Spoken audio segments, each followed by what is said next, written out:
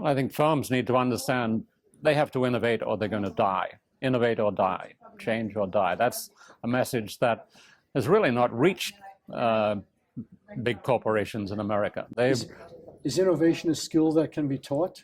Uh, it's a state of mind, I would say, as much as a skill. It's centrally about realizing that the customer is the center of the universe of a firm, and that understanding the customer's needs and understanding what would really make a difference in the lives of the customers. So do you mean that the source of innovation is always questioning what can we do to serve the customer better?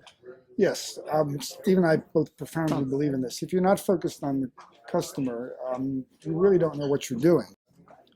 And all the companies I've worked with, and here at SRI, which was in trouble when I came here, the problem was actually never the people. Right. It was always the way they were working. And Steve and I have both been working on developing ways, in fact, to create skills and processes that would make people more successful. Here at SRI, we just changed the way we worked. When someone, for example, comes to SRI, they're already enormously capable people. They've already done enormously successful things, educationally and otherwise.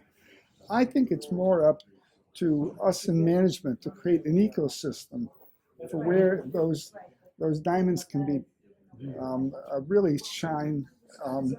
And if we do our job, if we create that environment where people know what an important problem is, know they're always supposed to focus on the customer, and we give them this toolbox of value creation capabilities, and we create an environment where they can continuously learn. Let me give you a specific example. At SRI, every 2 to 8 weeks, we would have people stand up and give their value propositions on what they were working on. And there would be a process of continuous feedback from their colleagues, so we could tap into the genius of SRI to help them. So it wasn't like you were a lone individual trying to solve these big world-changing problems. You actually had the resources of the company. Let me give you one specific example of what we did here. One of the things we defined is what a value proposition is.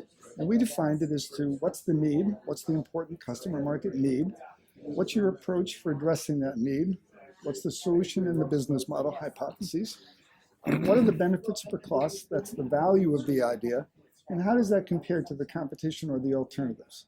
So every conversation at SRI was about what's the big important customer need with a unique, compelling approach with superior benefits per cost when compared to the competition or the alternatives.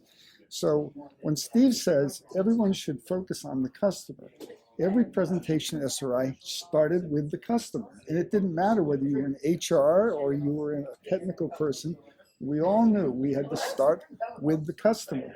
And that one simple definition is amazingly powerful. That's an interesting thing that I learned from Curt, say something like Siri, the assistant on the iPhone. I mean, this is a new idea. And how that happened, I was amazed to find that SRI spent 3 or 4 years trying to figure out the business need that it was going to meet.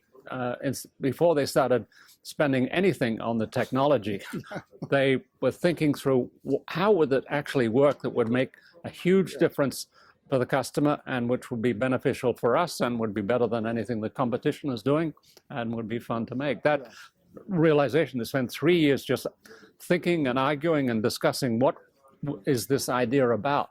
That was a huge revelation. Part of the notion that we developed here with our staff is that before we were going to do something, we did have to deeply understand the market and the customer need, and we had to have a good working hypothesis for both the solution and the business model. We actually had a pretty good solution, but we hadn't confirmed it in the marketplace, and we had no business model. And what we've learned the hard way is until we answer those most fundamental questions, it's foolish to spin a company out. Steve has been a real partner in helping change the world in terms of the focus on the most important thing, which is creating value for customers.